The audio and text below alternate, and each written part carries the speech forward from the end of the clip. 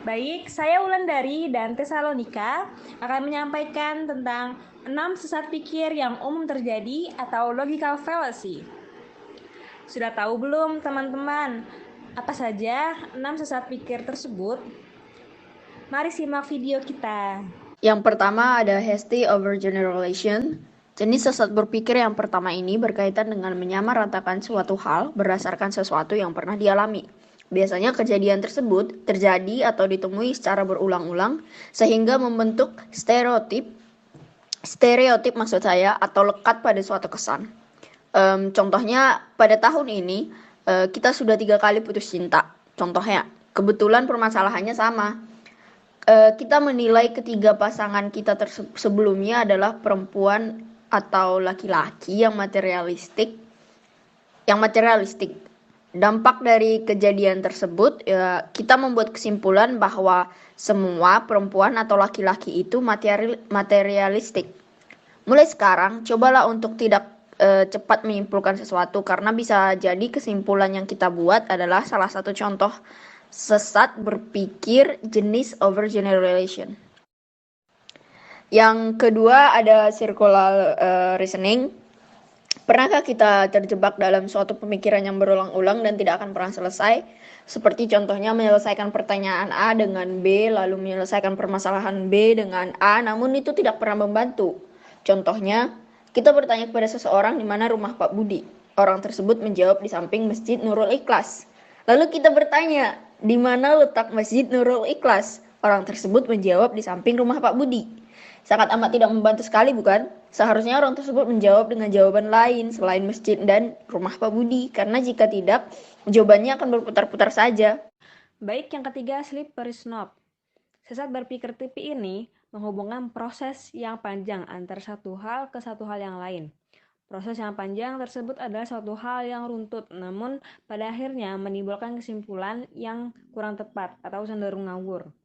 Contohnya seperti ini, pulpen hilang. Akibat pulpen hilang, nggak bisa nulis. Akibat nggak bisa nulis, nggak ngerjain tugas. Karena nggak ngerjain tugas, nilai jelek. Karena nilai jelek, nggak lulus. Karena nggak lulus, susah dapat kerja. Karena susah dapat kerja, jadi pengangguran. Karena pengangguran, nggak punya uang buat makan. Karena nggak punya uang buat makan, jadi kelaparan. Karena kelaparan, jadi meninggal. Konklusi pulpen hilang sama dengan meninggal. Padahal, kejadian hilangnya pulpen tidak mungkin sampai pada tahap akhir. Kesalahan berpikir ini sebetulnya hanya untuk lucu-lucuan saja, tapi bakal berbahaya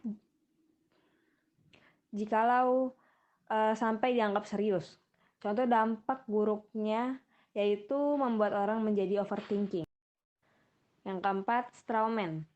Pemikiran ini biasanya terjadi pada dua orang yang saling berdebat dalam suatu forum. Ketika masuk pada sesi argumentasi, argumen lawan bicara seolah-olah direspon dengan argumen baru yang tidak nyambung sama sekali. Contohnya, pada forum diskusi pemilihan ketua BEM, Salsa berargumen bahwa BEM perlu memangkas biaya operasional kantin untuk dialokasikan pada kegiatan sosial BEM. Mawar merespon argumen Salsa dan menilai Salsa tidak ingin memajukan kantin kampus. Padahal belum tentu begitu maksud dari Salsa. Argumen Mawar seolah-olah membuat Salsa menjadi orang yang tidak peduli dengan kemajuan kantin. Padahal Salsa tidak berargumen demikian. Baik, yang kelima, ad hominem. Jujur, ini sering sekali kita temukan dalam kehidupan sehari-hari. Tipe sesat berpikir yang ini tidak fokus pada topik yang dibicarakan.